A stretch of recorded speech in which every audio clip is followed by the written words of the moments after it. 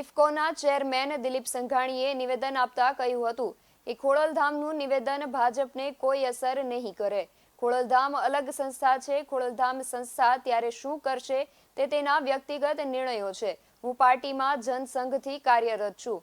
વિદ્યાર્થી પરિષદમાં પણ મેં વર્ષો સુધી જવાબદારી નિભાવી છે. કટોકટીના સમયે હું જેલમાં પણ ગયો છું. 1980માં ભાજપની સ્થાપના થઈ ત્યારે પ્રદેશ યુવા મોરચાનો ઉપપ્રમુખ બન્યો હતો. 1982માં મકરંદ દેસાઈના નેતૃત્વમાં ભાજપમાં પ્રદેશ મંત્રી રહ્યો છું. ત્યારબાદ સરકાર અને સંગઠનમાં લાંબો સમય સુધી કામ કર્યું છે. સ્થાનિક નિર્ણયો જ્યારે લેવાના થતા ત્યારે મુખ્ય લોકો સાથે બેસીને ચર્ચા કરીને નિર્ણયો લેવાતા હતા. ઉમેદવારો અંગે સામૂહિક રીતે ચર્ચા કરીને નિર્ણયો લેવાતા હતા. જયેશભાઈ, બિપિનભાઈ અને પંકજભાઈ અને મતદારો સાથે ચર્ચા કરીને સંકલન કરીને જો આ નિર્ણય થયો હોત તો હું માનું છું કે આ સંઘર્ષ ટાળી શકાયો હોત અને ભારતીય જનતા પાર્ટીની આબરૂને વધારે મજબૂત કરી શક્યા હોત. જાણીએ વધુ વિગત. હું મારી વાત કરું એના ઉપરથી તમે ઈલુલું કહેવાય કે કેમ એ જોજો. રાષ્ટ્રીય કક્ષાએ સૌ પ્રથમ વખત હું જીએસસી બેંકમાંથી national state cooperative bank federation એ રાષ્ટ્રીય કક્ષાની નેસ્કોપ સંસ્થા છે એનો ચેરમેન બન્યો. તો દેશભરમાંથી અલગ અલગ રાજ્યોમાંથી એમાંથી પ્રતિનિધિ હોય છે. જેમ ગુજરાતમાંથી હતો, હું ભાજપનો કાર્યકર્તા હતો પણ સહકારી કાર્યકર્તા પણ હતો. ત્યારે આખા દેશમાંથી 3 થી 4 જણા ભારતીય જનતા પાર્ટી સંકળાયેલા એમાં ડિરેક્ટરો હતા. આખા દેશમાંથી 21નું બોર્ડ હતું. હું 3 થી 4 જાજા જ કહું છું, એક હું ને 3 થી વધારે નહોતા.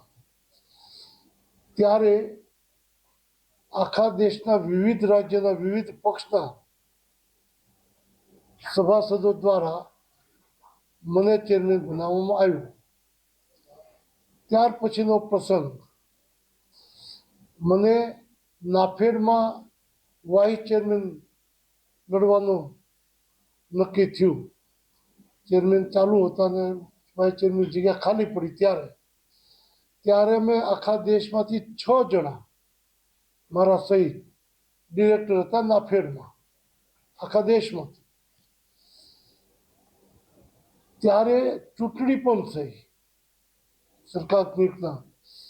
ત્યારે 2 મત મારી સામે પડ્યા, બાકીના બધા જ મત મને મળ્યા અને હું વાઇસ ચેરમેન બન્યો.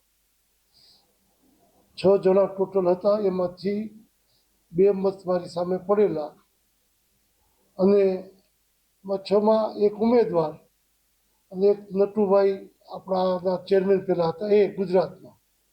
સ્પષ્ટ થઈ ગયું, આ 2 મત સામે પડ્યા, બાકીના બધા જ મત મને મળ્યા. ટોટલ અમે 6 જણા જ હતા. નાફેડ પછી NCI, national cooperative union of India, દેશની સર્વોચ્ચ સંસ્થા, 8 લાખ કોઓપરેટિવની એપેક્સ બોડી કહેવાય, એની ચૂંટણી થઈ. એમાં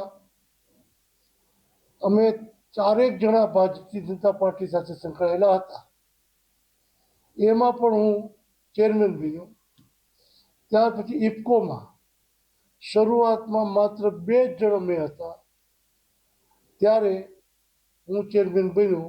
ત્યાર પછી 2 ખાલી જગ્યાઓ પડી એ ભારતીય જનતા પાર્ટીના પ્રતિનિધિઓ યુપી અને પંજાબમાંથી મારા નેતૃત્વવાળા ઇફકોમાં લાવ્યા અને હું ચેરમેન બન્યો. આ વખતે પણ અમે 5 થી 6 કરતાં વધારે ઇફકોમાં ભારતીય જનતા પાર્ટીના સભાસદો નથી અને હું ચેરમેન બન્યો. તો એમાં કોંગ્રેસ, ભાજપ, જનતા, જે કંઈ સામ્યવાદ, સમાજવાદી, દેશના અલગ અલગ રાજ્યોમાંથી અલગ અલગ સંકળાયેલા છે. તો આને ઈલુલું કહેવાય કે ન કહેવાય, ઈલુલુથી ભાજપને નુકસાન છે કે. BSN TV ન્યૂઝ સાથે રવિન્દ્ર ભદોરિયા, ગાંધીનગર.